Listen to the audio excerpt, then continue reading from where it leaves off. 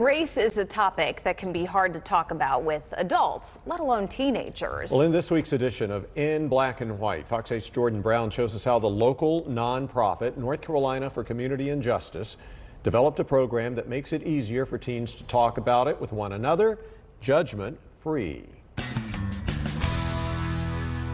For most, race is one of those topics that's considered off limits. One thing I consistently hear from students when you do programs like this is that they never get to talk. We never get to talk about these things. Not talked about at home, carefully talked about in school, and hardly ever talked about with friends. For me, I grew up in a predominantly white area, so I didn't learn much about racism. NCCJ created a program to make those conversations okay to have, giving teenagers a safe space to explore their curiosity about the subject. We're bringing together students from across the triad, high school students, to have conversation and dialogue about race, learn about the historical roots of race, how it impacts our lives today, our schools, our communities, and then more importantly, towards the end, information about how students can be activists and affect change and know that they are leaders and they have the power to make change, and that doesn't always have to happen from adults. STAR stands for Students Talking About Race and Racism. It was launched in 2020 after the murder of George Floyd.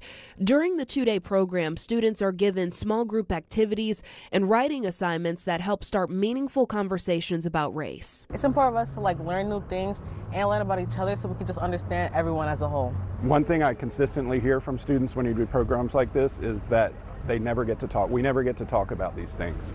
And so I think students come away feeling relieved and empowered because they're having conversations about race in constructive and safe environments that is really liberating for a lot of people that feel that they're not supposed to talk about other things, or if they talk about those things, it's just going to create conflict or it's just going to get people angry. The students are also taken on tours of their community. This year, they toured historic areas of High Point and learned about the city's role in the civil rights movement. If it was not for him, High Point would be a little bit further back than what it is now. Being able to come here and just learn more about experiences that others have experienced, and also how I've experienced without even realizing it. By normalizing these conversations starting at a young age, the hope is to have a small part in molding our future.